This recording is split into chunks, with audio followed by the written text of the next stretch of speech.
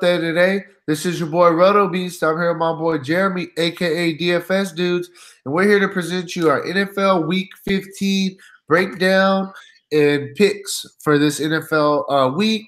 If you're new to this channel, please make sure to click the subscribe button below. This week, you'll watch all of our NFL, NBA, and MLB videos. If you haven't came and checked out our website here at dfscheatsheet.com, you're absolutely missing out.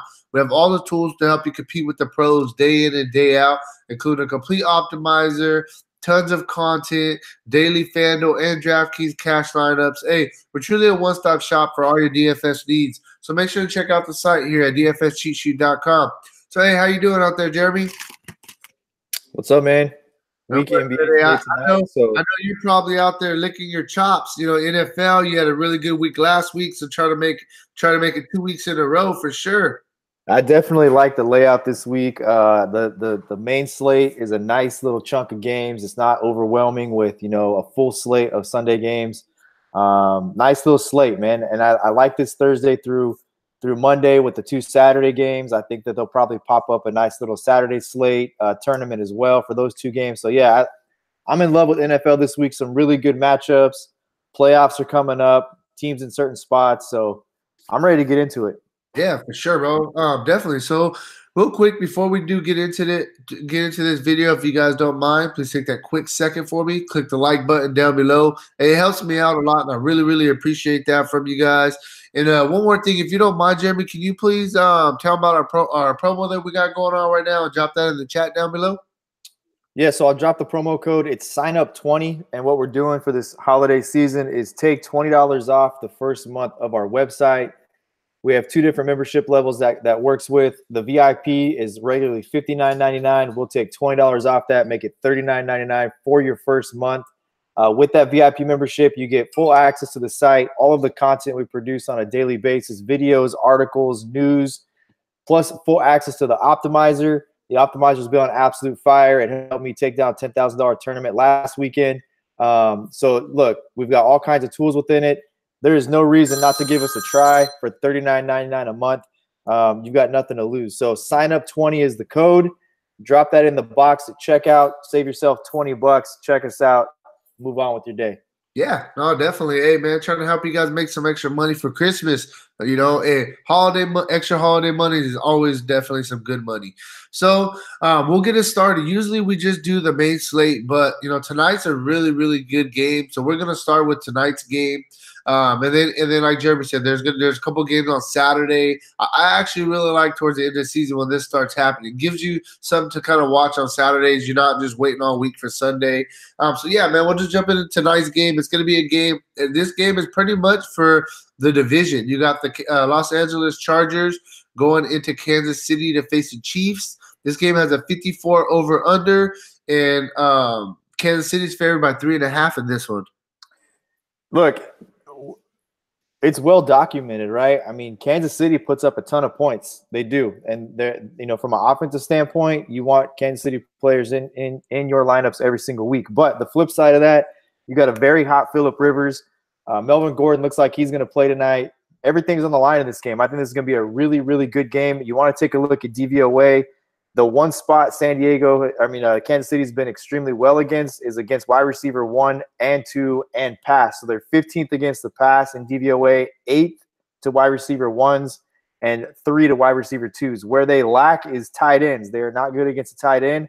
They are not good against wide receiver 3s, and they are definitely not good against the run or pass catching running backs. We know that Eckler is out. So who does that put in play? Obviously, that's why there is the push to get Melvin Gordon in there on the field for them tonight. So if Melvin Gordon goes, I think he's worth a play in GPPs. But the one thing I will tell you is a guy I had a lot of exposure to last week for the Chargers at the running back position was Justin Jackson at 4,500. This is a guy you can play tonight as well if anything happens to Melvin Gordon, and for some reason that's an MCL injury. So the thing with the MCL, if you don't know what the difference between an MCL and an ACL, you absolutely have to get that repaired, and MCL will heal on itself. It's more about time. You can function and you can play with an MCL injury. So it'll be about pain management for him. He should be able to cut, etc.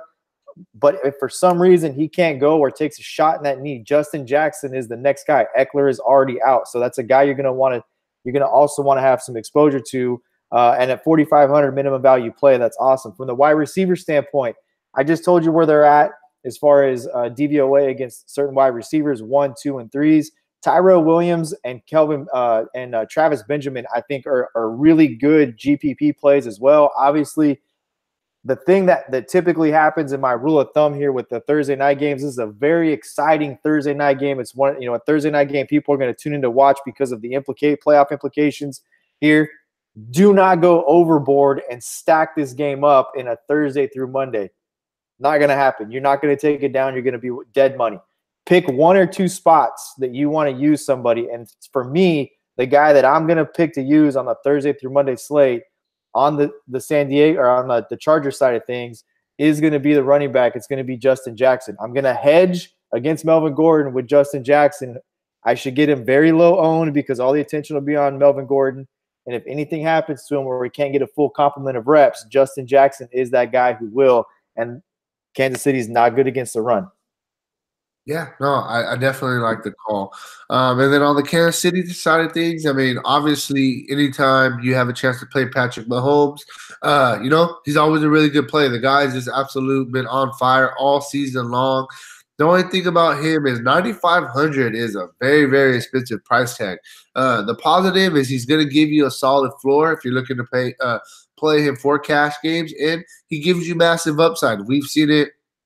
This year already, he's, been 30, 35 plus fantasy points a couple times.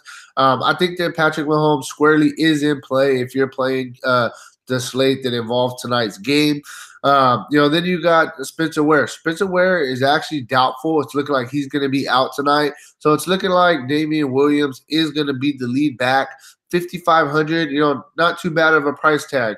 It's very fair for a guy who's going to be the lead running back tonight going against the Chargers. One thing I will note, though, is the Chargers defense hasn't been bad this year. They're not, like the best defense, but they're not the worst. They're middle of the pack defense. So this is not, this guy 5,500, he's going to absolutely ball out against the Chargers defense. I think that the running game doesn't get going early, then they are going to look to pass more often than not. So, that squarely puts Mahomes in play. And then Tyreek Hill, he listed as questionable. They said he's going to play tonight. With the running back situation kind of murky there, you can also see Tyreek Hill possibly get a couple of carries as well. Plus, he's their big play wide receiver. Definitely think he's in a good spot right here, especially if in this game.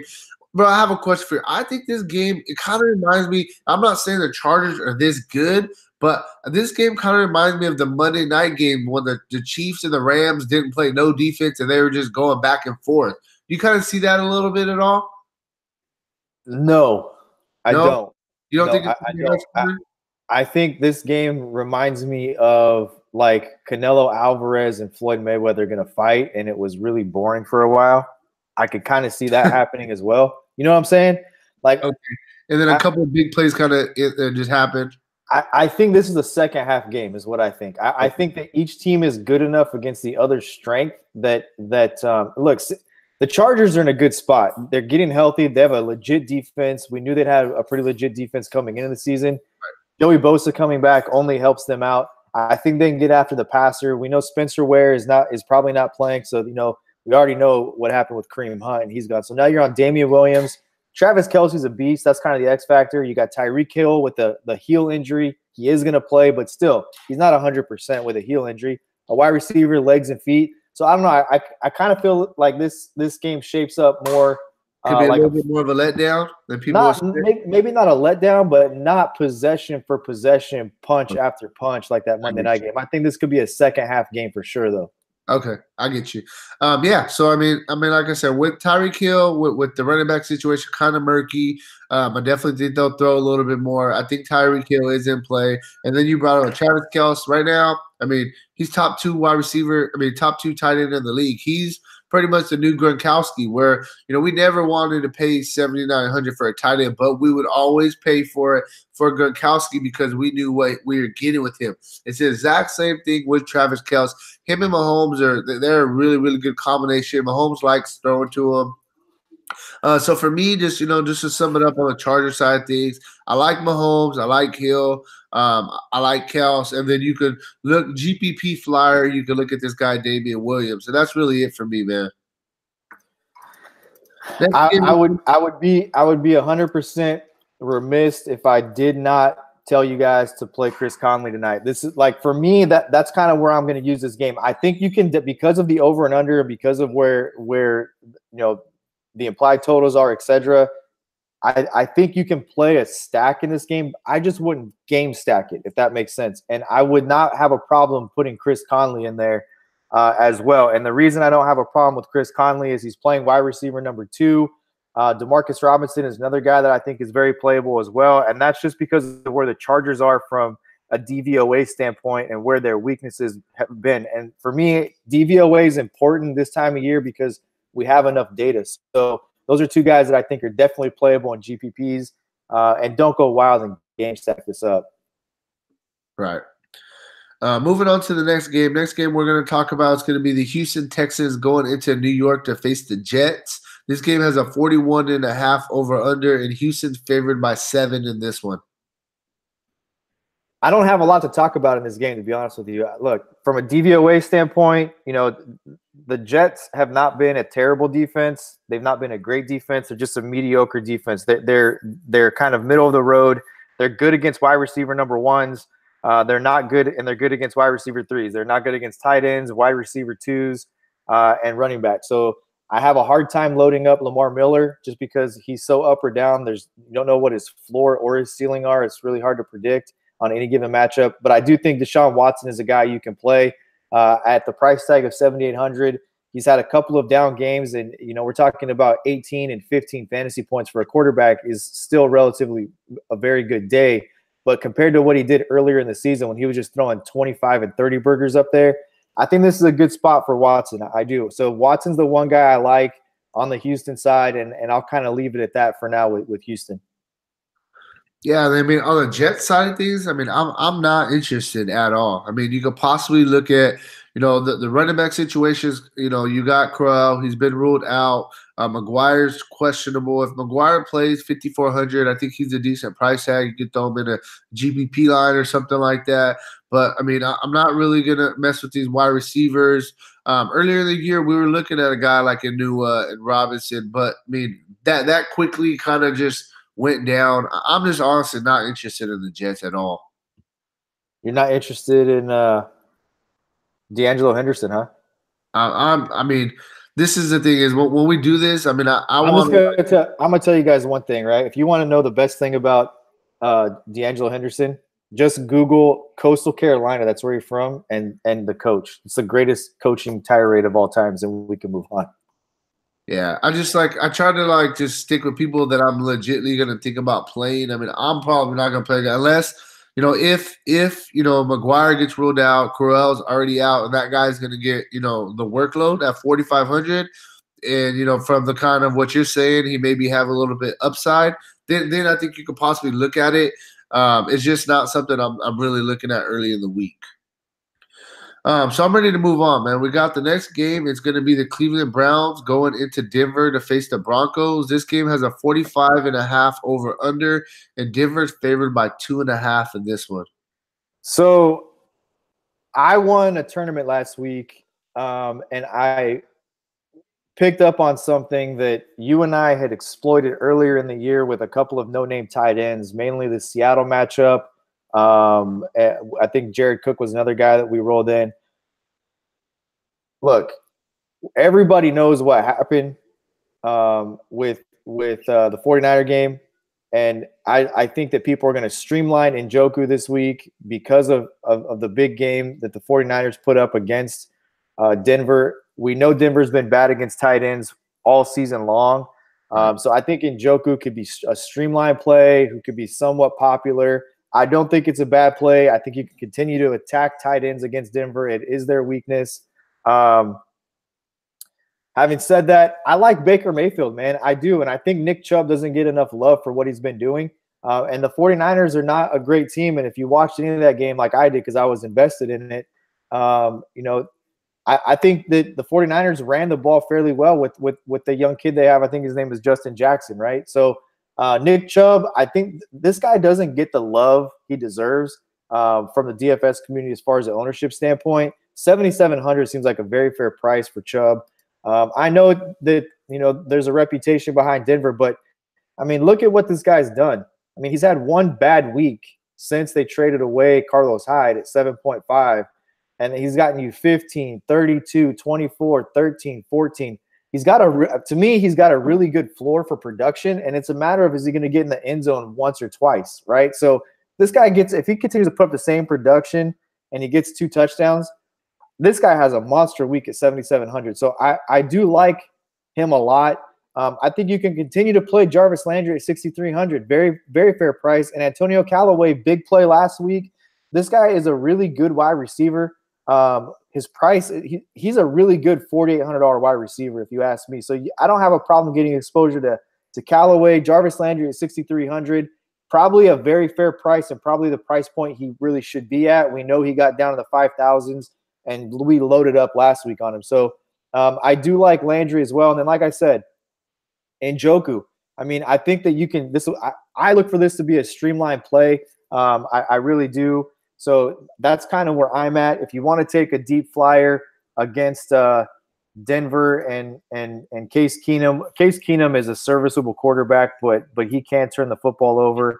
The 49ers came out and absolutely shut them down for a half of football. And I know they scored late in the game, but if you want to take a flyer on Cleveland's defense at 3,600, by all means, I think it's worth it.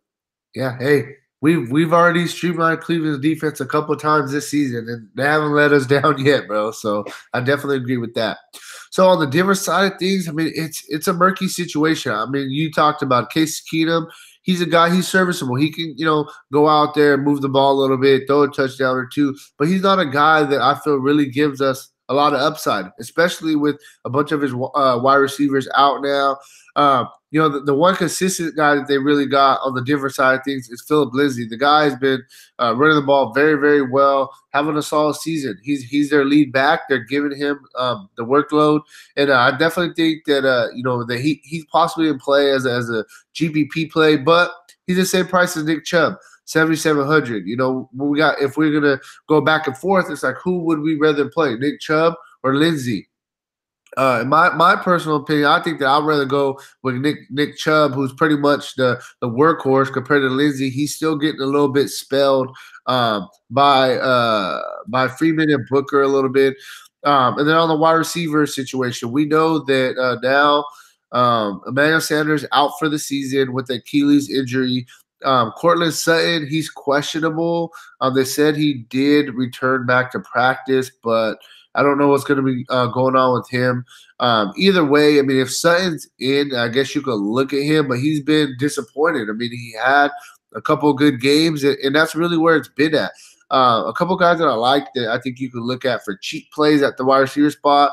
This guy, Deshaun Hamilton, last week, he actually caught his first career touchdown. What I like about him, though, is he got a bunch of targets. He had 9 targets, caught 7 of them for 47 yards. So he got a ton of targets, made the most of them for the most part. Only didn't catch 2 of the targets that were thrown his way. I definitely think he's in play. And then you also got to look at this guy, Tim Patrick. He got a lot of targets as well. He led the team with 10 targets last week, caught 7 of them for 85 yards. So I think that both of these guys are definitely in play if Cortland Sutton gets ruled out. And even if he is going to play, the guy Sutton hasn't been doing nothing, amazing where the quarterback's just going to go back to him over and over. So I definitely think there is some value here in the wide receiver position for the Broncos. Yeah, I absolutely loved Tim Patrick last week and had a whole bunch of exposure to him. Had a little bit of exposure to Hamilton. But I agree. Tim Patrick and Deshaun Hamilton are really good cheap plays. This $5,000 range for wide receivers on this slate is really nice. There's a lot of nice plays. Right. And then last, I mean, the same thing you said with Cleveland's defense. I definitely think you can look at Denver's defense. We know that Baker Mayfield, he is a young guy. He has turned the ball over earlier this season. He's been playing well lately, but Denver still has a defense that gets after the passer. And I think that you can look at them as a streamlined defense. Throw in there and kind of just see. But they're strictly GPP. That is something I do want to say because Mayfield has been on fire, but they do sack the quarterback a lot, so they can maybe create a forced fumble, get a little defense to touchdown, something like that. But strictly GPP. Yeah. Cool. Next game we're going to go to, it's going to be Miami Dolphins going into Minnesota to face the Vikings. This game has a 44.5 over-under, and Minnesota's favored by 7.5 in this one. And then if you quickly want to just, before you get into them, we can just talk about, one thing I just quickly want to mention is Minnesota, they fired, it was their offensive coordinator, correct? Yes. Yeah, so what do you think about that? You're the football coach. It does – look – I don't think it means anything. It's usually a play calling problem when you fire a coordinator through the season. It's usually a fallback guy as well. Somebody who's it's an axe man, right? It's somebody who's going to take the blame for production and where you're at and take the heat off the head coach. It's a quick, easy move to make. Like, let me fire the coordinator. It 100% has to do with play calling. It's not system wise because here we are week 15 and there is absolutely 100% no way that you can implement a new offensive system in 4 days of practice. So it's a play calling thing. So with that said, you can look to see maybe they're going to make more of a commitment to the run here and take some of the heat off of Kirk Cousins. But, who does that affect? Well, Thielen's been outstanding all year. So would that take something? I think you just treat this as business as usual. I think that's really what it is. It's just, I don't think you're going to see much of a change besides play calling, maybe a couple creative wrinkles the first week, But outside of that, I don't think it means anything. All right, for sure. So get us going with the Miami team, who absolutely teetotally nothing to do with Miami this week. On this particular slate, I will have zero exposure to Miami. There's nothing that I want to have anything to do with Miami in this spot. If the game was in Miami, then maybe I would look at a couple of different spots. But the game's in Minnesota. Minnesota's defense has actually turned things around quite a bit. So you take a look at matchups for Miami, and there's really nothing there to take a look at unless you want to load up a tight end. They're 24th in the league in DVOA against tight ends. Outside of that,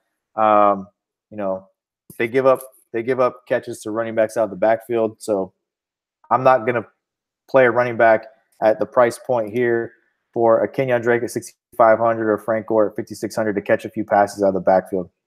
Right, for sure. And then, on the Minnesota side of things, Kirk Cousins is just too up and down for me for a 7,800 price tag. I'm not really going to be looking at Kirk Cousins. He does have some upside. I will admit that.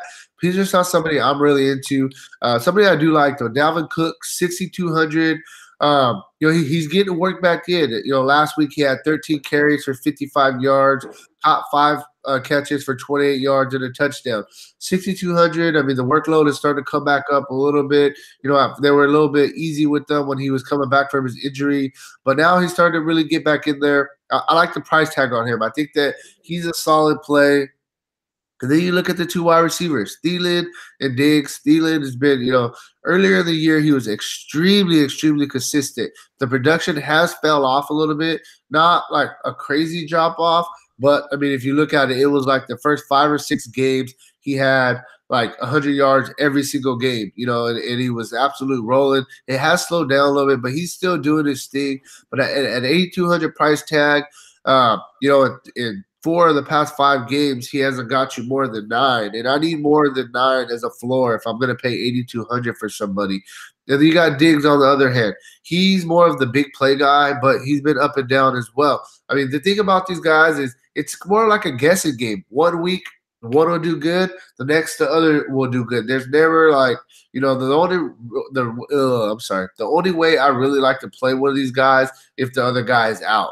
That's just kind of how I look at it with these two guys' situations. But I definitely think that both of them are GPP plays. They definitely have upside. It's just guessing which one is going to have the good game.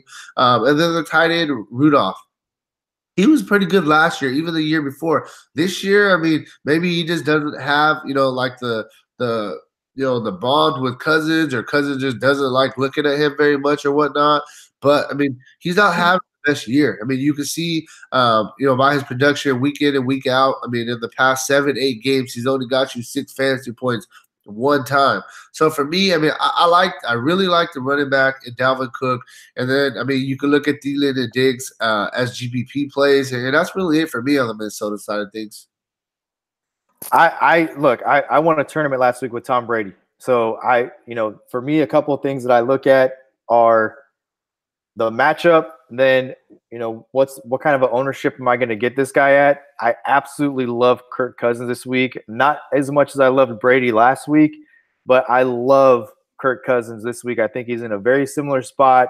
The price is in a very similar spot. I think you can exploit this matchup against Miami in the passing game. I love Kirk Cousins this week. Yeah. One thing that he has going for him as well is he's coming off a really bad game, absolutely horrible game. So I think this is a good bounce back spot. He's actually had 2 back-to-back games of not doing very well. So he is due for the bounce back spot. And like you said, I mean, we see Tom Brady went off last week against them. Let me ask you this. The definition of not doing very well, right? So what would be your definition of not doing very well? Because what I'm looking at is he's thrown it.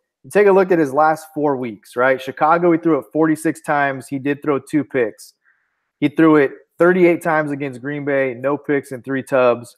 And then he threw it 44 times and 33 times combined against New England and Seattle. So for me, you're looking at a guy who's throwing it almost consistently the last 4 weeks, 40 times. Now, they did fire their offensive coordinator, and that could have more to do than anything, like I said, with play calling and, like, say, red zone performance. A head coach can be like, look, I'm looking at the red area. We suck. We're not converting points. We need to switch something up. Let's fire the offensive coordinator and get a fresh look on this, right? Players could be upset because the wrong players are getting called when they're in the red zone. I think you can enter Dalvin Cook. I think you can see a couple of play action touchdown passes in the red area this week from Kirk Cousins. And that's what's got my interest peaked. He's not playing terrible, right? He's not playing terrible. He's thrown at least 1 touchdown pass in each of the last 4 weeks. We're looking at maybe his numbers diminished the last 2. He did throw touchdown passes in those games.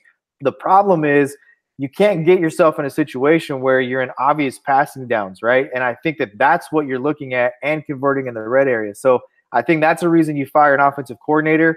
And I think that's something you could look to change this week. I think this guy's in a supreme spot to have a 3 or 4 touchdown game, throw for 300 yards, and light up Miami. Yeah, no, and like I said, I mean, I definitely see the upside. I'm not taking the upside away from him. I'm just looking at the past couple of weeks. I mean, if I'm going to pay $7,800 for somebody, and 2 weeks ago he gets me an 8, or last week he gets me 11, I mean, that's going to absolutely crush your lineups. I mean, it is what it is. We both know that. But I understand what you're saying completely, though. It makes absolute sense when the guy's just not calling the right plays and he's not putting the quarterback in the best possible situation to succeed. So I definitely see the upside for sure. Ready to move on? One thing I'll point out to you is that the 2 games leading into the Miami game for Brady, he had 2 subpar games as well, kind of along the same lines, like a lot of completions, but didn't have the fantasy production. He had like a 15-point game and a 13-point game, and then he goes off in this spot. So that's like one of the things that I'll look at as well. So that's why I say they're very similar spot and very similar price point. For sure. Yeah, so let's move on to the next game. The next game we're going to go with is going to be Detroit Lions going into Buffalo to face the Bills. This game has a 39 over-under, and the Bills are favored by 2.5. But what has happened to Matthew Stafford and this Lions team? Like, in the past 4 or 5 years, they've been a contender every year. And this year, just a complete drop-off. Because you can play zone coverage against them. They're a throwing team. You can zone them up. You can have a good zone scheme. The NFL's changed a lot. We know there's a ton of passing. There's not true running back number ones anymore. And you can zone them up. You can zone them up, create small windows for them to throw the ball, keep them between the 20s, make them kick field goals. They're not real efficient in the red area, et cetera, et cetera, et cetera. So having said that, Matthew Stafford questionable with a back injury. If he doesn't go and you want to play Castle, I wouldn't do it. I think there's other spots you can pay down at. I don't really want any exposure to this. I think Buffalo's got a pretty strong defense. His team's starting to put things together. We've liked their defense all year long. This dude Josh Allen's played really well since coming back. The guy is probably a pretty underrated player at 7,600. I'll let you talk about him, but I don't really want anything to do with Detroit. I just don't. Yeah, so I mean, one more quick question. Do you think that Matthew Stafford is done, or do you think that he just needs a change of scenery? I think Matthew Stafford needs a real running game behind him. I think that the team hasn't drafted well for the last 15 years. You can go back to Matt Millen when they took 3 straight wide receivers, right? I mean, they haven't. All you have to do is take a look at a franchise and the players they bring in, and there's 2 mindsets. One, you either bring players in to fit your system, or 2, you create a system around the players you have. They've constantly tried to create systems around Matthew Stafford instead of trying to build a system that Stafford could succeed in and bring players in that fit that system. So, we said it in the beginning of the year with them. They really had 3 number 2 wide receivers, right? They had a Golden Tate, they had Kenny Golladay, and they had what's his name, Marvin Jones Jr. So they didn't have a true number 1 wide receiver. They still don't. They have 2 number 2s with Golladay and Marvin Williams. They don't have a good tight end. They got rid of Ebron. They don't have a running back. They thought they found one, and they started playing a little bit better with Kerryon Johnson, but we know what's going on with him as well. So, look, it's not Matthew Stafford who you can put it on. It's the system. It's the system that's around him. They don't have a very good system around him with very much talent around the guy either. Right. No, I get you. I agree 100%. So on the Buffalo side of things, I mean, in my honest opinion, I'm not going to play Josh Allen on this slate. But, I mean, he's actually, not playing bad. The past 3 games, he's got you at least 18 fantasy points with, against Miami. Oh, hey, real quick, I just want to mention this. Hey, 2 weeks ago, you had Josh Allen. He had his best game of the season going against Miami as well. So, hey, all these quarterbacks are using the Miami's defense as a get-back right spot. So that kind of pushes your boy Cousins' argument even a little bit more. I think Josh Allen, I watched this guy played a couple of games here in the area that I'm in, junior college games. I've watched this guy's tape since he was in junior college. This guy is Carson Wentz 2.0, except he runs the ball a hell of a lot better than Wentz does. I love this guy. I think 7,600 against this crappy Detroit team is a really good bargain for a guy who could score 2 rushing touchdowns. This is a good play, dude. Josh Allen's a good play. Yeah, one thing I really do like about him, and we always talk about it with like Cam Newton, with what's his name from Tampa Deshaun Bay. Watson, Jameis Winston. Yeah, because they give you those extra 4 or 5 points on the ground, which is kind of boosting up that floor for you, especially for your cash games. And even, GPP, like you said, he can run for 2 touchdowns. So I think that Josh Allen is in play against this horrible Detroit's defense. You got LaShawn McCoy now. He's questionable. He didn't practice yesterday.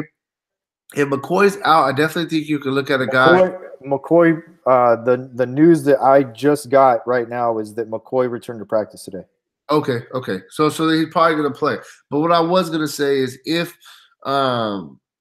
he was out and Chris Ivory was going to be the guy, get a full workload against this Detroit's defense at 4,500, he definitely would be in play. So it's some news that we still got an eye.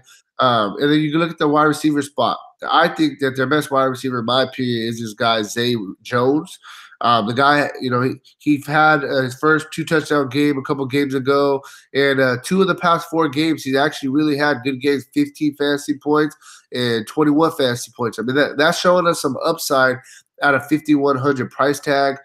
Clay has dropped off this season. I don't know what's going on with him. He literally hasn't even had 1 good game. So, I mean, I think that you can look at Josh Allen, for some GPP tournaments.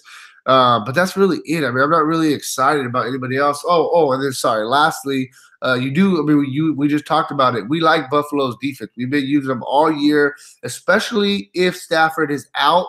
Then I think that they're probably going to be the top defense on the slate. Yeah. I mean, Matt Castle's a serviceable quarterback. It's just they don't have a lot of weapons. I wouldn't put Matt Castle in that same boat of backup quarterback starting, load the defense up against them because it's a backup quarterback. Matt Castle took the Patriots to the playoffs without Tom Brady. So Matt Castle is a serviceable quarterback. He's a professional. He prepares. I truly expect that, you could don't load them up for that reason. Load them up because it's a good defense. When is the last time that Matt Castle started a game in the NFL? I don't think it matters. I'm just curious. Like I mean, I don't even. I didn't. I believe he started a game last year when Stafford hurt his thumb.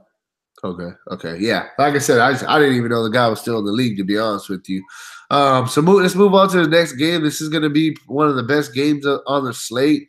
It's our Cowboys going into Indianapolis to face the Colts. This game has a 47.5 over under.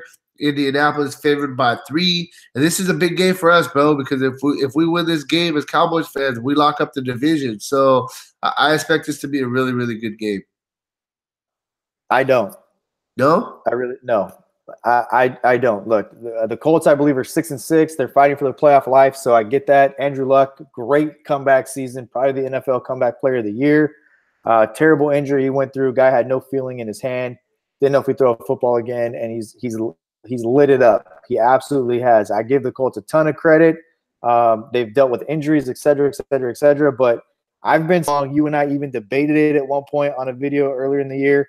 When I said it, Dallas's defense is legit. This is a legit defense, 100%. And as Cowboy fans, we both know that the Cowboys needed secondary players. They needed to pick up draft picks. They needed to make an upgrade to their secondary. They have. They moved on from guys. Look, Ezekiel Elliott is where this thing starts and finishes with. I understand that since getting Amari Cooper for Cowboys fans, put the guy in the Hall of Fame for just what he's done in the few games he's been with the Cowboys. I mean, he's completely turned this around. So, for me, this is Ezekiel Elliott. I hope the questionable tag stays with him until Saturday night or Sunday morning until we get the active inactives. He's playing. There's not a chance in hell he doesn't play. He got the injury before they even went to overtime. We saw what he did in overtime of that game. It was all about Elliott and Cooper. That's how they scored. That's how they went down the field. If you want to play Dak, I totally get it. Dak is worth 7,300 in GPPs just because of Amari Cooper won, and then Jarwin played really well. I think Jarwin's another guy you could look to play as well, 4,700 the tight end spot in tournaments. Their defense is in play.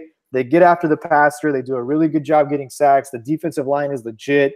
I'm not being biased. I've been saying it all year long. This is a legit defense. At 3,400, it's complete disrespect for what they can do as a defensive line. Linebackers, you got Jalen Smith, you got Vander Esch. These are legit middle linebackers. I mean, they're legit middle linebackers. They've made unbelievable plays. Their Dallas front seven is really good. So, look, usual cast of characters. You can play Dak. You can play Amari Cooper. You can definitely play Zeke. Zeke is going to play in this game, and he's going to get his full workload. The great thing about Zeke is almost, and I'm going to say almost because I don't want to disrespect Le'Veon Bell, he is almost doing what Le'Veon Bell did in Pittsburgh. He's in the screen game. He's in the swing game. He's in the check down game, and he's getting his carries. He's really their second best wide receiver. So, obviously he's always one carry or catch away from breaking the big play. Load Zeke up at 8,800. I think Dallas is way underpriced across the board for their skills guys. Want to take a shot on a guy, Michael Gallup, take a shot on him as well. Dallas is playable across the board. Yeah, I mean, like you said, on the Indianapolis side of things, Dallas defense is good. I mean, if you want to, kind of go against the grain and try to get somebody low owned, Andrew Luck's going to be very low owned this week. He had a streak of like 5 or 6 straight games in a row where he threw at least 2 touchdowns. He's been playing very, very well. He's throwing the ball a ton. So I definitely think GPP only. You could throw a couple lineups in with Luck. Marlon Mack, he's been having a good season. For the most part with the Colts. But I'm not messing with him against the Cowboys front seven. And then you got, T.Y. Hilton. He's questionable. If T.Y. Hilton was to be out, I'm okay. If he's in, I'm not looking to play him. But if T.Y. Hilton is out, I definitely think you could look at a guy like Chester Rogers. He stepped up earlier in the year when T.Y. Hilton was out at a pretty much bare minimum price tag. I definitely think that would put Chester Rogers in play at minimum price if Hilton is out. And then, lastly, the best weapon they have on offense is Ebron. I mean, Ebron and Luck, they have this connection that it's remarkable. And Ebron is really, really killing it this year. So he's probably my favorite play on this offense would be Ebron. He's getting all the red zone targets. He's getting a ton of touchdowns this season. So, I mean, I'm really going to just look at Ebron, and possibly pair him up with Luck and GPP. And that's it, man. I'm ready to move on. Yeah, I would just look for me. Load up. If you want to load up here, then load up with Luck and load up with Ebron and move on. For sure. All right, moving on to the next game. Next game we're going to go with is going to be Washington Redskins going into Jacksonville to face the Jaguars. This game has a 36 over-under, and Jacksonville's favored by 7.5 in this one. Yeah, so look, I think that the guy who's in the best spot here for Washington is nobody. This is tough. This is tough. I mean, who do you want to talk about? Colt McCoy breaks his leg. I mean, who do you want me to talk about here? You want me to get excited about Mark Sanchez? I'm not going to get excited about Mark Sanchez. I'm a huge USC fan. I will always have a soft spot in my heart for Mark Sanchez because he's a USC guy, but Mark Sanchez is not who I'm looking to play here, man. I'm sorry, not happening. Wide receiver standpoint, running back standpoint. If you want to, I don't want anything to do with it. Period. I don't want anything to do with it at all. I don't know who you go to. I can't even make a case for you to play Chris Thompson if Adrian Peterson doesn't play at 5,300 because they'll be so one-dimensional. It's not even funny. So nothing to be excited about here. Capri Bibbs, if you want to take a shot, 4,600 as like a flex play, I can kind of get behind that maybe a little bit. If you build 10 lineups, put them in one, I can get behind that a little bit. But other than that, move on. Yeah, I mean, on the Jacksonville side of things, we know what's going on with their quarterback situation. Blake Bortles, he got benched. I mean, I guess you could look at Leonard Fournette, but the price tag it's 8,200. The price tag's up there. It's like, is he the running back that I do want to pay up for on this slate? We just talked about it with Zeke. We want to try to get Zeke in. So it's like I'm going to try to find the extra couple hundred and get Zeke over Fournette. He's going to be cheap though. So I guess you could look at him as GPP. And then, one thing that I did want to quickly touch on is this guy, D.D. Westbrook. Him and Kessler, they have like a little thing, and Kessler really likes throwing him the ball. He's getting a ton of targets right now. In 2 of the past 3 games, he's got you at least 14 fantasy points at almost a bare minimum price tag. 5,400, it's a good price tag. Like we talked about this earlier when we were even looking at the Denver wide receivers. There's a lot of really good wide receivers that are in the 5,000 price range, and I definitely think you could throw Westbrook in there as well. But, I mean, I'm not excited about the Jacksonville offense at all. I love Leonard Fournette this week. You like him? Do. A lot. Saquon Barkley just went off, right? Streamlined the play. Right. But you don't think they're going to stack the box on him? You don't think they try to stack the box against Saquon Barkley? Yeah, but I don't know. I guess I feel like – Let me ask you this. When the Giants got their doors blown off them by the Cowboys earlier in the season and it was on national TV and Chris Collinsworth just trashed that offensive line, and for the next 3 weeks, all anybody talked about was how bad the Giants' offensive line was, right? At that point in time, if I said, who do you want, Leonard Fournette against Washington or Saquon Barkley against Washington, who would you have taken? Saquon Barkley. Even back then with that shitty offensive line. Oh, yeah, I don't know. I hate playing Fournette, bro. I ain't gonna lie. Every time I play him, I always get burned. He gets hurt or something. They have, Carlos Hyde. I love to hear people talk like that, honestly. I got nothing but love for you, but I love to hear that right there because that tells me people, I love recency bias. I like to attack recency bias. It's how you get low-owned guys. because people are like, nah, I don't want to play him because he did this, this, and this. You got to play the matchup. For me, the matchup says this guy's in an absolute crush spot.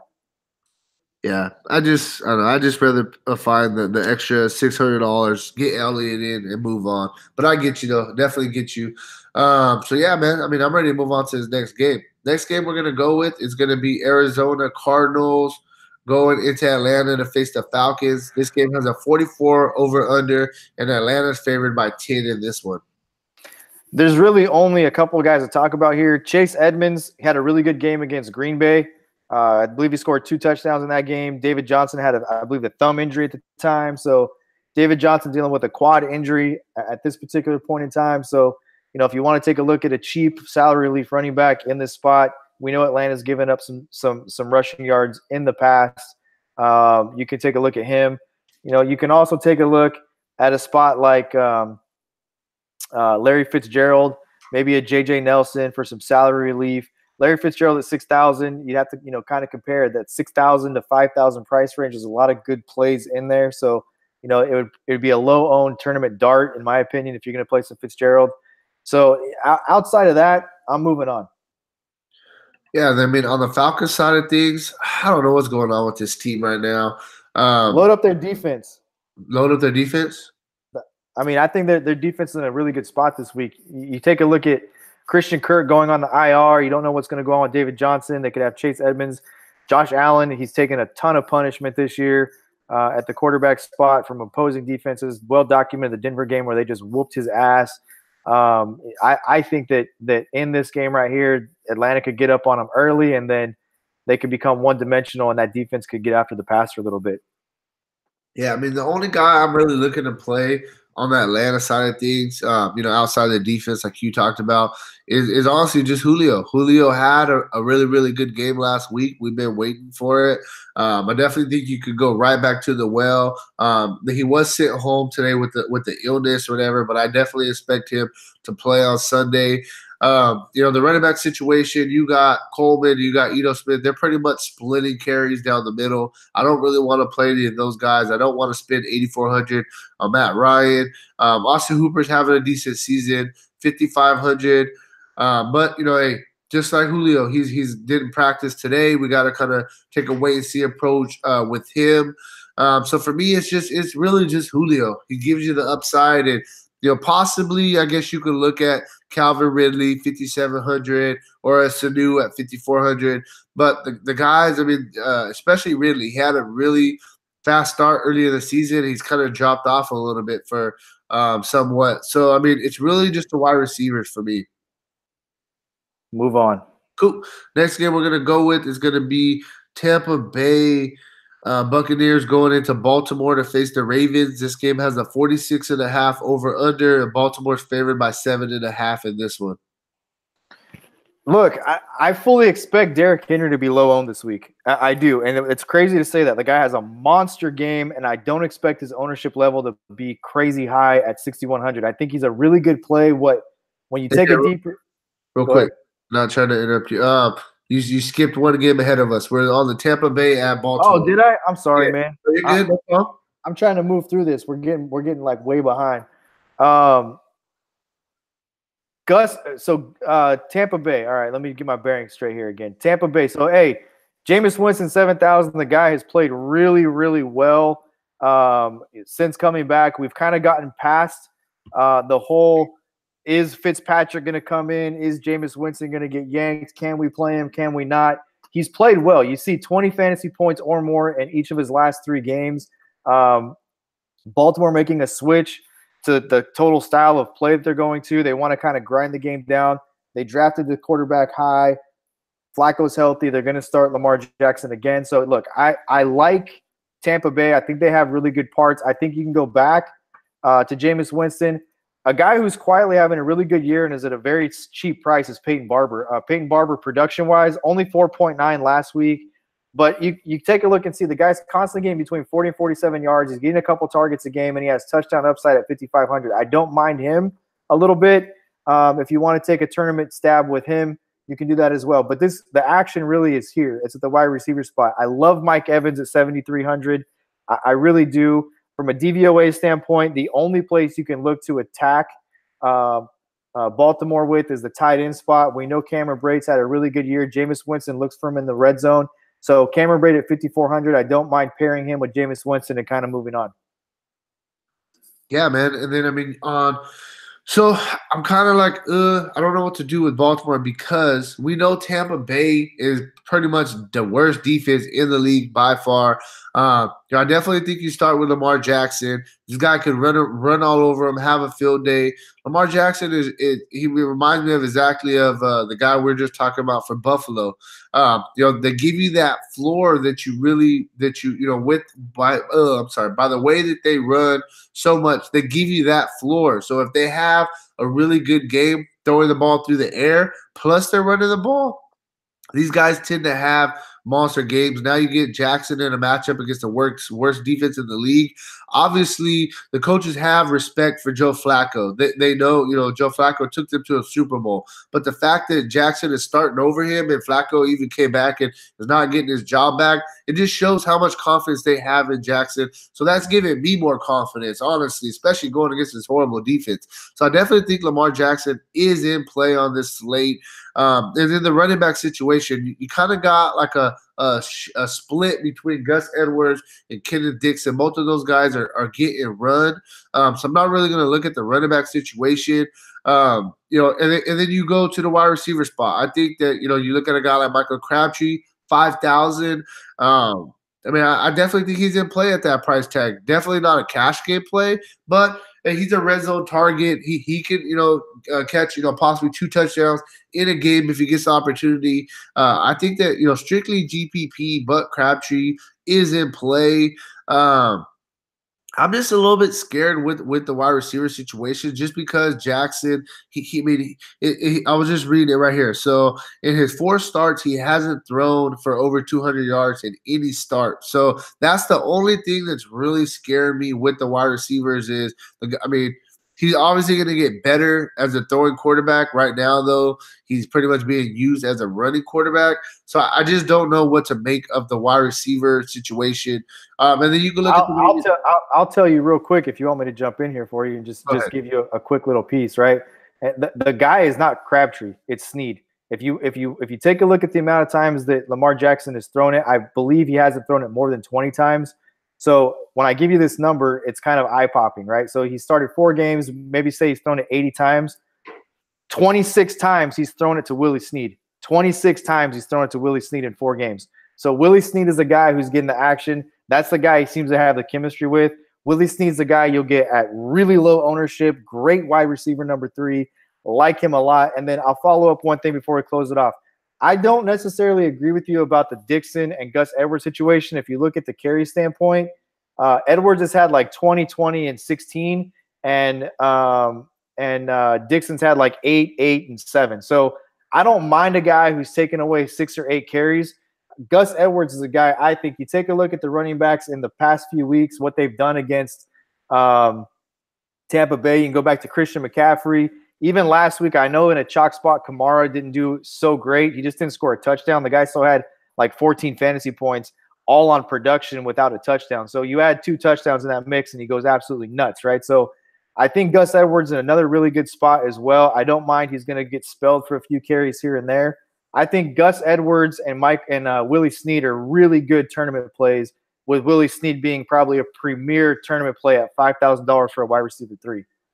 Yeah, for sure. Gotcha. And then, lastly, you look at the defense. Ravens defense, we know that Winston is very turnover prone. That's why he got benched earlier in the season pretty much. So I definitely think that the Ravens defense is in play as well. But, that's really it for me, bro. I'm not going to be going too deep into the Baltimore side of things. Yeah, let's move on. Next game we're going to go with, it's going to be the Tennessee Titans going into New York to face the Giants. This game has a 43.5 over-under, and the Giants are actually favored by 2.5 in this one. Yeah, so we're getting pretty far down the board here. This is like the 5th lowest or 4th lowest over-under on the week or on this particular slate. So what I'll say is this. When I was I got ahead of myself, started talking about Henry. I can see Henry being lower owned this week at $6,100.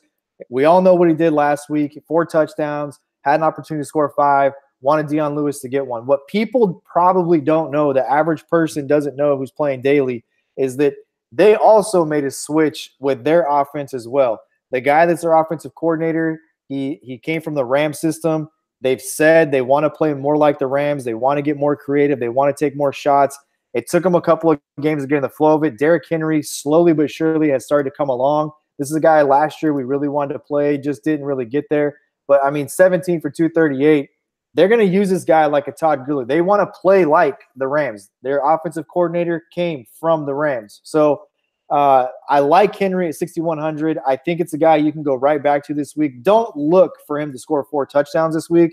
He's not going to repeat that performance. The odds are not in his favor to do that. But I think he's very serviceable, and you have to look at the price point and the opportunity, and it's definitely there. I do like Mariota as well at 7,100.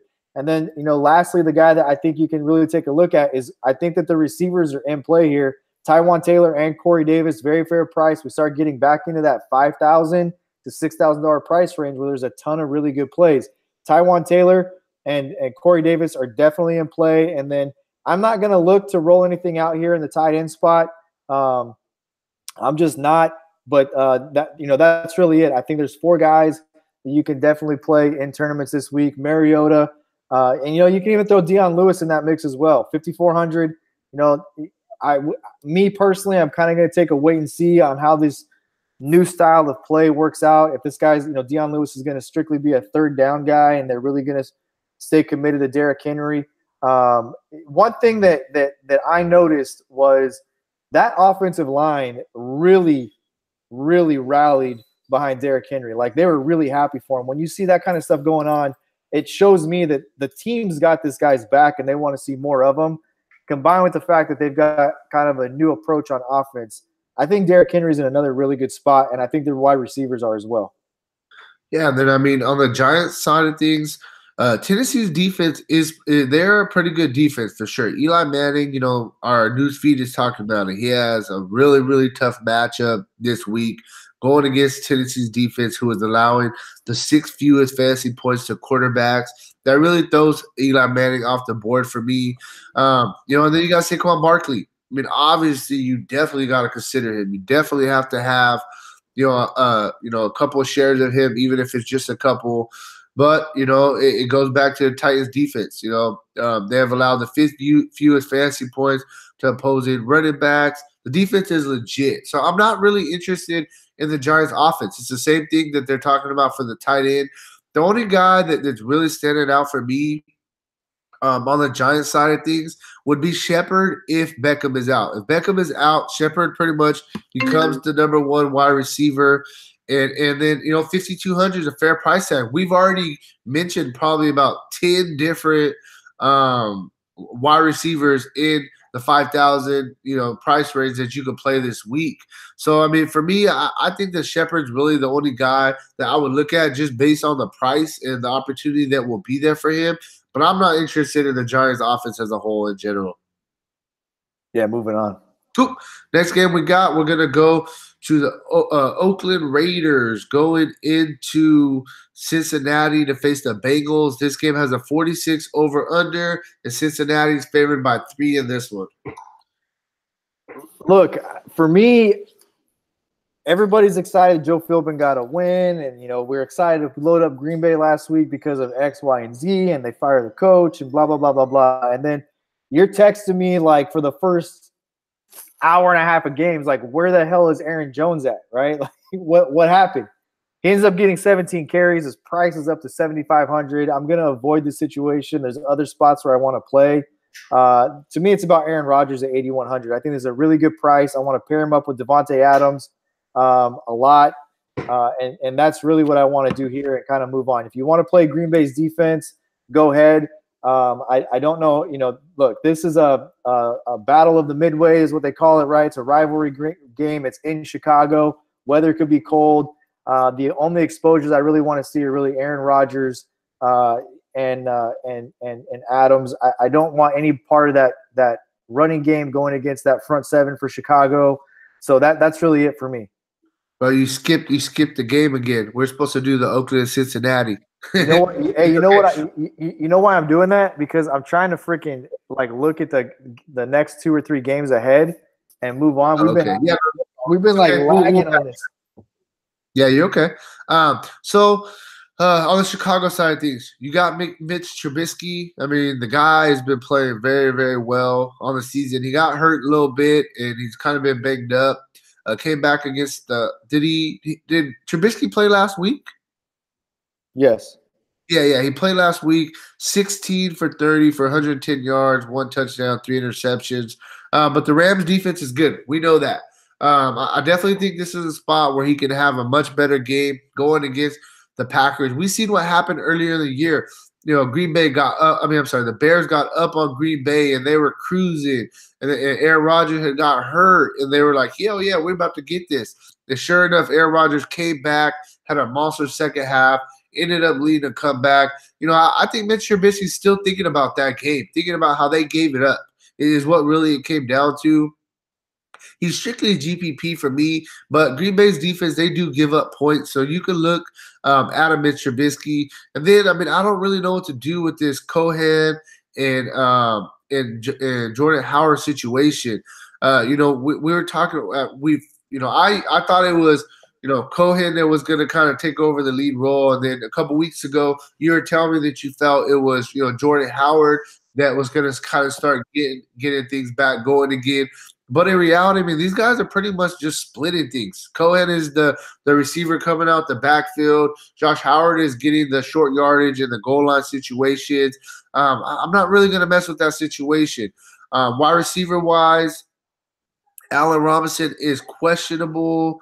It says he won't miss the game. He's supposed to be in or whatever. 6.5. Fair price tag for the wide receiver 1. You can look at Taylor Gabriel. He's another wide receiver that we're talking about in the 5,000 range. He had a rough couple games, but you got to understand now his quarterback is back. Trubisky has shown that he likes to throw to Gabriel. So I think that he is in play, maybe a little bit more of a GPP play compared to some of the other 5,000 wide receivers that we talked about. And then you got, Trey Burton. Trey Burton, 5,500, fair price tag for him. A lot of these guys for the Bears have had a couple rough games, but it's been having a lot to do, in my opinion, with the fact they haven't had their quarterback. He's played very well earlier in the year. He's a big-time red zone target for them. His price tag is actually down, 5,500. Fair price tag for him. I think that Burton is in play, probably a little bit more GPP play as well. But I'm just not really going to look at the Chicago Bears offense personally. If you like any of them, feel free to chime in on that. I'm ready to move on, dude. I don't like. I look, to me, we've seen this play out a lot. Green Bay and Chicago this time of year, cold game, low point totals. Yep. In a warm weather game, a night game earlier in the season, it wasn't very exciting as well. So, I think cold weather game. We just saw what happened in the last game, and I understand the Rams defense is decent. But we've seen the Rams give up ass a lot this year as well. And this was an interception fest, this previous game against the Rams. I don't want anything to do with this. Cold weather game, I don't. I think there's way better spots. Hey, real quick, so we only got a couple games left. I don't want to get off track. I want to get up out of here. But so I just need your opinion on something. Literally 1 minute question, all right? So one of my really, really good friends, he's in Vegas right now. He said, I'm putting $500 on this Chiefs versus Chargers game tonight. Who do I go with? What do you think, bro? I kind of think that I think two things, man. Like, to me, if I was going to put any money on the game, I would put it to go probably just as a bet. I would put it to maybe go under, right? Just for a good bet at 53. But I don't know. I kind of feel like the Chargers are going to come in here and steal one. But on the flip side of that, I just feel like the Chiefs have too much, man. I really do think my gut feeling says that the Chargers come in and steal one. That's my gut feeling. It's funny because I was just telling him the exact same thing. I said, and you know that Vegas is definitely going to be heavy on the Chargers. On the Chiefs. So, if he hit, then that would be a good hit for sure, bro. So yeah, man, let's move on. Sorry, I was literally, my friend was calling me right now, and I was like, oh, let me ask my boy Jay what he thinks. So real quick, the game that we skipped on, let me just go back really quick. We got the Oakland Raiders going into Cincinnati. to face the Bengals. This game has a 46 over under, and Cincinnati's favored by 3 in this one. The funny thing about that situation with Kareem Hunt is that he didn't get enough, like, so much love where you want to load him up every week, but he kept them balanced. You know what I mean? And now I just feel like they're kind of one dimensional, and San Diego can rush the passer. I just think that I keep calling San Diego. I think the Chargers can steal it. Anyway, moving on. I like Derek Carr in this spot. We know what's going on with Cincinnati. Driscoll starting. AJ Green now on IR. Not a lot of weapons here. Joe Mixon seems like he's in a really good spot. You can talk about that. But I do like – look, the Raiders are starting to play better. John Gruden's a really good football coach. He took some heat for the guys he got rid of. He took some heat for getting rid of Amari Cooper, obviously. And Khalil Mack. I think John Gruden's way ahead of everybody. I think this is a good football team. They've still got good pieces. And it's a new system. They're getting familiar with it. There's a lot of terminology with the West Coast offense.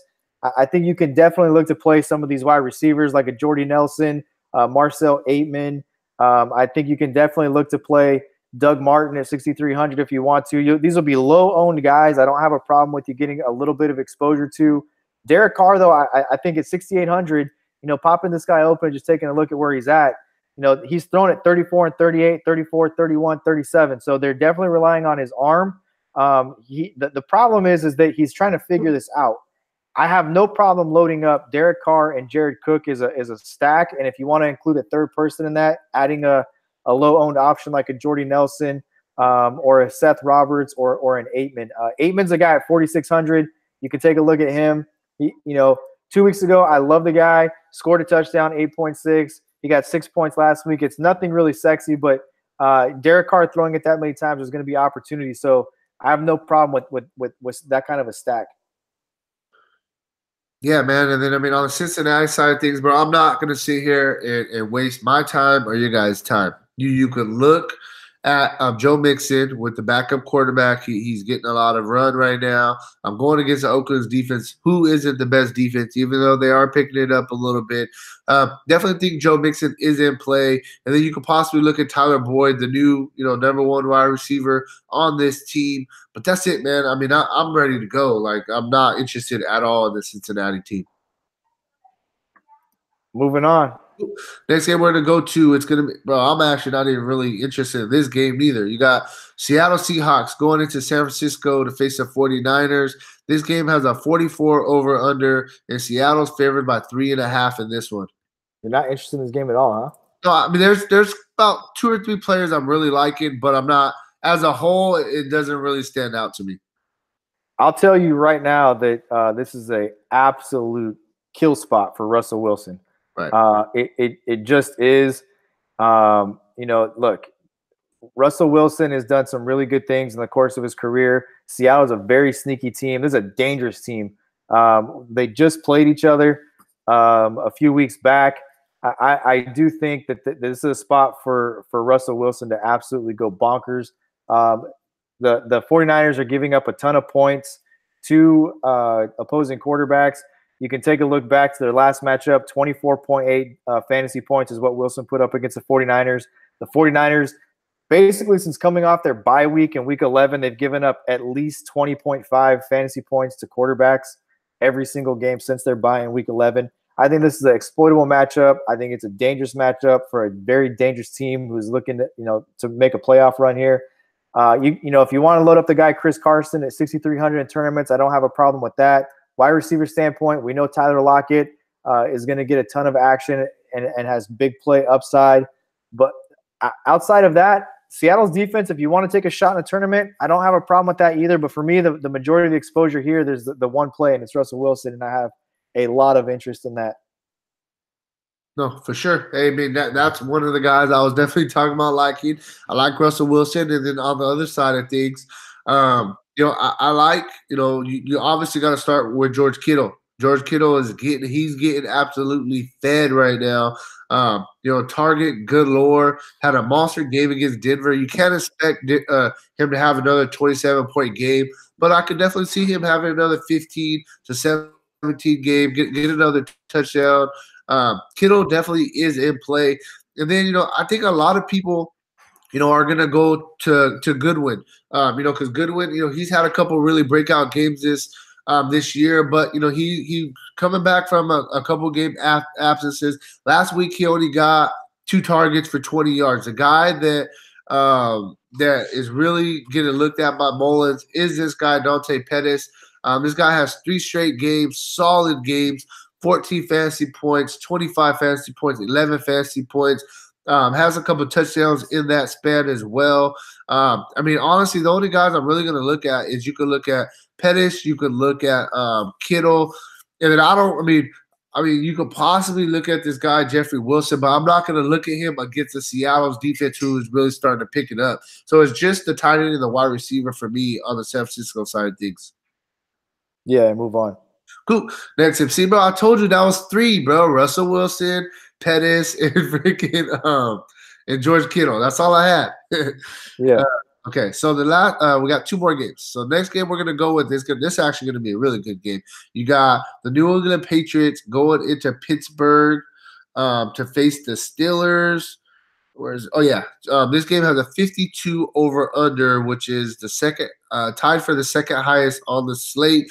And New England's favored by 2.5 in this one. And we know what just happened to New England in Miami. The miracle play that just was crazy.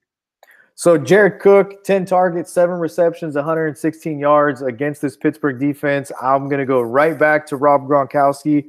I played 2 tight ends almost exclusively last week, and it was Gronkowski and Kittles and Bits.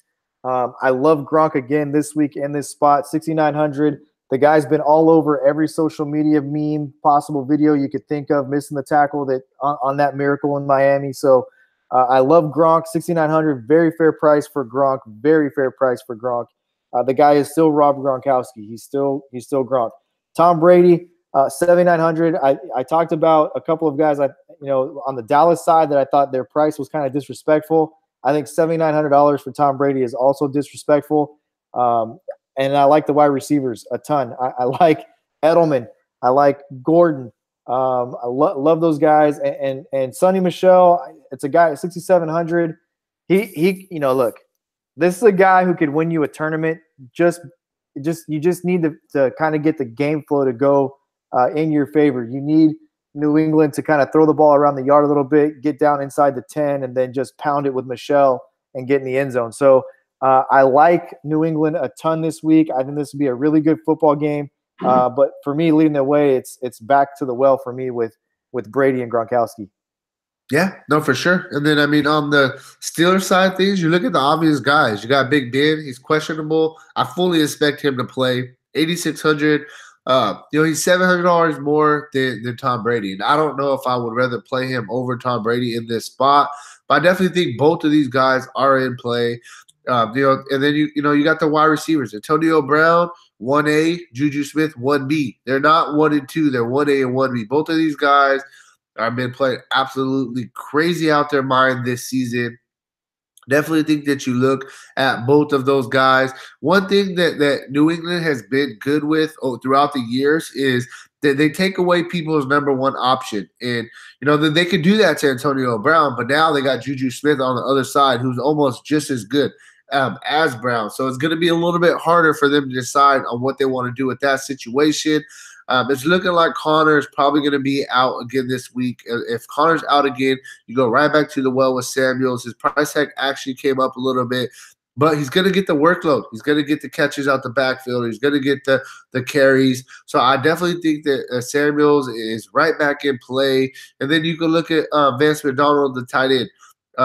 They have 2 tight ends. They have Vance McDonald's and they have Jesse James, but they're showing week in and week out. Vance McDonald, he really is the best tight end that they got that they're looking to really use. I think also too because he's probably a little bit more of a better blocker than Jesse James, so he gets those extra snaps, out there. So for me, like I said, Ben Roethlisberger, GPP, Samuels, borderline cash, borderline GPP, especially if Connor's out. He's a really good play. You can look at the 2 wide receivers and you throw in a little bit of McDonald, and that's it for me, man. Yeah. Cool. Next game, see, bro. See the earlier games, man. I wasn't excited about nothing. Now we're getting to a little bit better games, and we got a lot more to talk about. Yeah. So we got Philadelphia Eagles going into Los Angeles to face the Rams. This game has a 52.5 over under, and the Rams are favored by 11.5. And we actually just got the news this morning that Carson Wentz, what was it? What happened to his back? Let me just say two quick things. Did you mention Jalen Samuels? Yeah. Oh yeah, for Okay. sure. All right. I just want to make sure you got into Jalen Samuels. Oh, yeah, for sure. I was kind of doing something else. Second thing is Carson Wentz is out. That should update here when all the injury reports come out for each team. He is out. Nick Foles is starting. This thing's kind of come full circle. If you remember last year, Philadelphia was at Los Angeles when Wentz tore up his knee, and Nick Foles came in, and we all know what happened from there on out with Nick Foles. $6,000.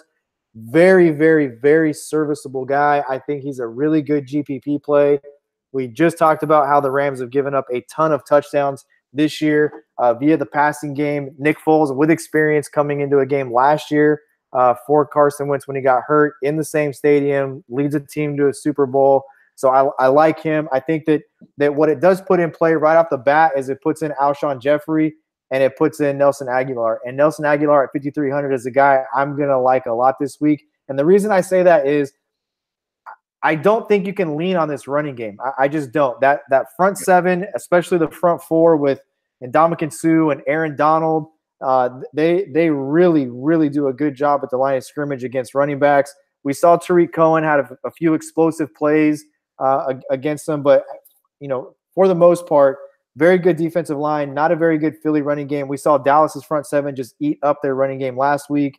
So for me, it's four guys. It's Ertz. Gotta love Ertz against that secondary. You gotta like the two wide receivers and Alshon Jeffrey and Nelson Aguilar, and then a $6,000 play for a starting quarterback who won a Super Bowl last year and is familiar again in this spot and in this matchup. It's a consummate professional. The guy prepares.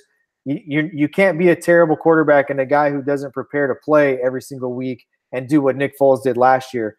You just can't. So I fully expect Nick Foles to be able to step in here, and play fairly solid football and be a really good $6,000 play. I think in cash games, just throw Nick Foles in as your quarterback and move on. Yeah, it's funny because I was literally just about to ask you that question because it's like, you just mentioned it. It's tough to run against the Rams, but you could throw the ball against the Rams. So if they're going to have to throw, Nick Foles is going to have to throw the ball 40 times this game. He has three really good receivers. No, he actually has four really good receivers. You got Jeffries is solid. Golden Tate is solid. Aguilar solid. Even this guy Jordan Matthews, he never gets talked about. He's a solid receiver. So Foles has four solid receivers, plus he has a top three tight end in the league. So yeah, I mean at 6,000, he has plenty of weapons to throw to. I definitely think he's gonna throw a couple touchdowns. I was just gonna ask you. I'm gonna tell you two things, dude. Right? I think that people are not, as a whole, are gonna think Nick Foles is starting 6,000. He started a game or two this year before Wentz was ready to come back. Took him to the Super Bowl, 6,000. Cash games, just lock him in and move on. And then the guy that I think is the sneakiest of all on this side for Philadelphia is Darren Sproles. I mean, at 4,500, Corey Clement goes on the IR. They've got Josh Adams. Their running back situation has just been beat up all year long. I think Sproles is so sneaky in this spot at 4,500. Perfect flex play. I just think this is a very sneaky spot for Darren Sproles. Yeah, for sure. So, I mean, usually we don't talk about the Monday night game, but we came this far, 16 damn games. Let's just quickly touch on this Monday night game and let's get out of here, bro. So we got the New Orleans Saints going into Carolina to face So we got the New Orleans Saints going into Carolina to face the Panthers. This game has a 52 over/under, and New Orleans is favored by 6.5 in this game. Yeah, I mean, look, we've seen this thing play out before, where New Orleans goes into Carolina. in a primetime game, and everybody wants to load up the typical, the usual subjects and load up Drew Brees and load up Michael Thomas. And you know what? You should. And on a full slate like this, you do need the Monday Night Hammers. They're lower owned. They're lower owned because the game's the last game on the slate, and people don't want to wait to watch their players play. They want to watch them on Sunday. So, by default, you get guys lower owned. Look, for me, I'm going to tell you right now, I've played this spot before. I've been the guy that's been caught up in the hype, and the guy who ends up getting all the love and having the biggest game is Mark Ingram. It just typically happens that way. I don't know what it is about the matchup when they go down to Carolina and they play, but they tend to try to grind it out. I think Ingram's in a really good spot. So I like him. You have to mention Drew Brees and Michael Thomas. They're worth it. Load those guys up as well. Drew Brees having a phenomenal year. Michael Thomas having a phenomenal year. And then the guy, Alvin Kamara, he's electric. Probably one of the most electric players in all the NFL. Worth loading up on any slate at any price in tournaments. It's always going to be a matter of how much exposure you have to him. Yeah, man. On the Carolina side of things, Cam Newton, he's one of those quarterbacks that we talk about. He's going to get you 40 to 50 rushing yards pretty much every game, kind of elevate that floor for you, give you some upside. He runs the ball in as well. He is a red zone threat, not only throwing but running. Definitely think he's in play. And then you got the guy, Christian McCaffrey. He's the dude on this team, bro. He's doing everything. He's catching the balls. He's scoring the touchdowns. He's getting all the carries pretty much out the backfield. If I was going to look at anybody, I think Christian McCaffrey is probably the best play on the Carolina side of things for me personally. Wide receiver-wise, I never really like using Carolina wide receivers because we know that Cam Newton isn't the best throwing quarterback. I mean, we seen it a couple weeks ago. He had a 2-point conversion. The guy ran the route very good. Cam Newton had him wide open for a game-winning toss 5 yards away. He overthrows him. So I just get nervous all the time with Carolina wide receivers. If I was going to look at anybody, though, I definitely think that DJ Moore, Curtis Samuels are the top two options on the Carolina side of things. But, I mean, that's really it for me. I think the only guy I really like in Carolina is Christian McCaffrey. That's it, man. Cool. Hey, thank you guys for checking it out, this video. I know it was a long video, but you guys got to understand we're done with bye weeks. We're done with all that stuff now. We covered every single game this week, 16 games in the books. Hey, Jeremy, thanks for helping me out with this, bro. Now we can actually breathe for a second because, man, I felt like this was never going to end.